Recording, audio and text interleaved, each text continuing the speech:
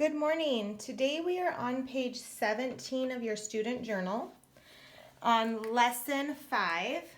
And our objective or our goal for today is today I will relate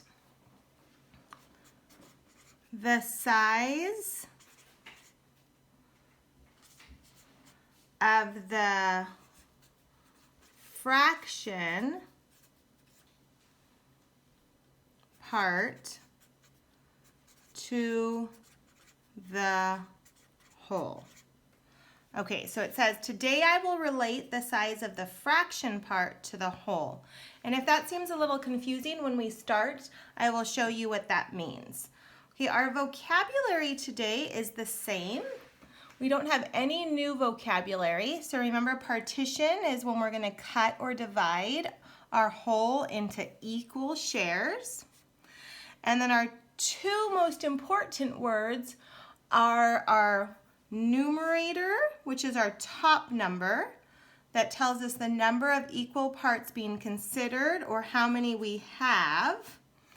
And then our denominator is the total number of equal parts in the whole. So how many parts did we partition the whole into? Okay, so I'm going to get started right away with my red pen. You want to put down your pencil and just watch for a moment. Here is my first problem, and it says, partition each shape into thirds. Identify which fraction model has the larger fractional part. Okay. So if I'm going to divide this into thirds, that means my denominators are going to be 3 because that's what tells me what my denominator is.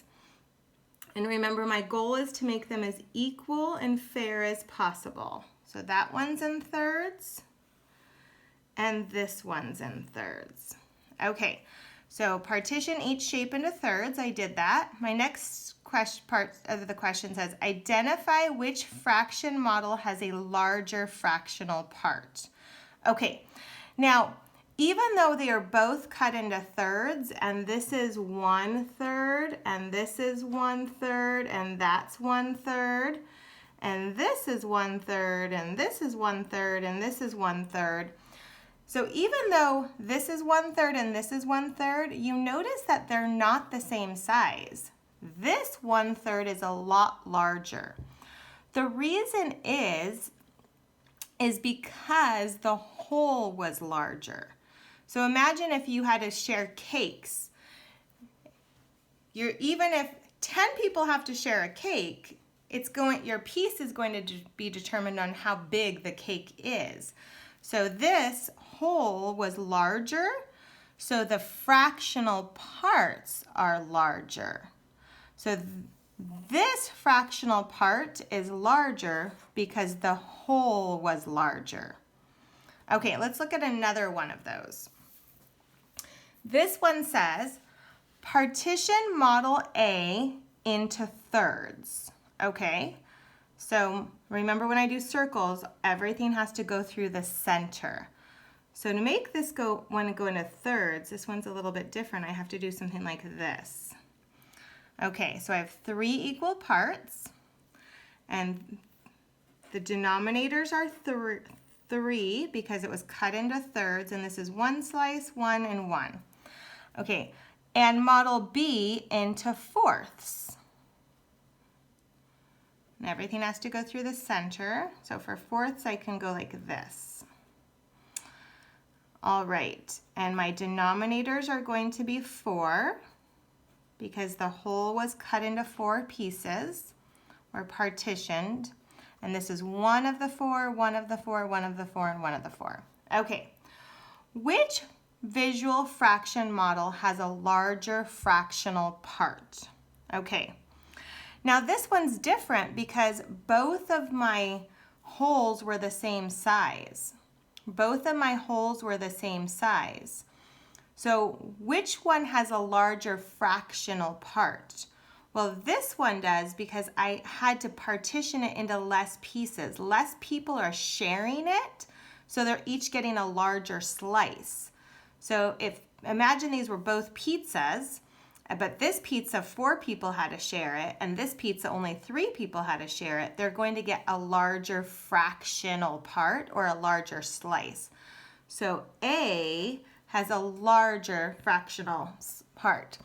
So what I notice about these two problems is what determined how big the fractional part is either how big the whole is or how many pieces I had to partition the whole into.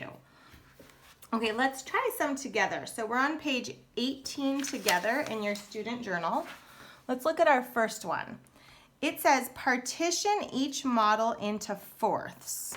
Okay, now remember when we partition circles, all the lines have to go through the center. So the easiest way to do fourths is straight vertical line and then a horizontal line. And they want us to partition both of them into fourths, which means our denominators are 4 because the whole was cut into 4 slices, and this is 1, 1, 1, and 1. Okay, so I partitioned it into 4 pieces.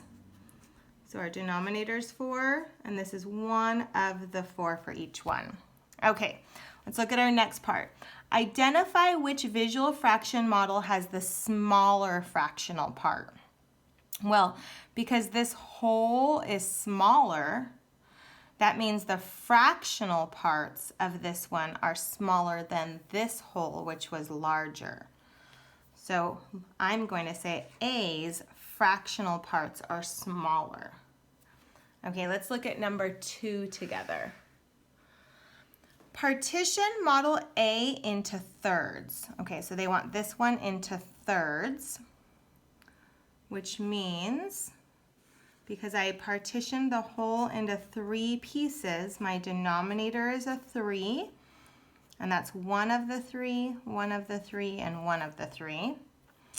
And they want us to, and model B into fourths. Okay, I might start by cutting it in half first and then into fourths, which means my denominator is going to be a 4 for each piece because the whole was partitioned into fourths. Okay, which visual fraction model has a larger fractional part?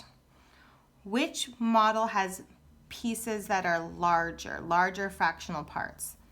That would be A, because kind of like we talked about before, less people are sharing it. Even though the wholes are both the same size, this one was partitioned into less pieces, so the pieces are going to be larger. Less people are having to share it than this one. Okay, so ladies and gentlemen, you're going to be trying the next 3 pages on your own. Have a good afternoon.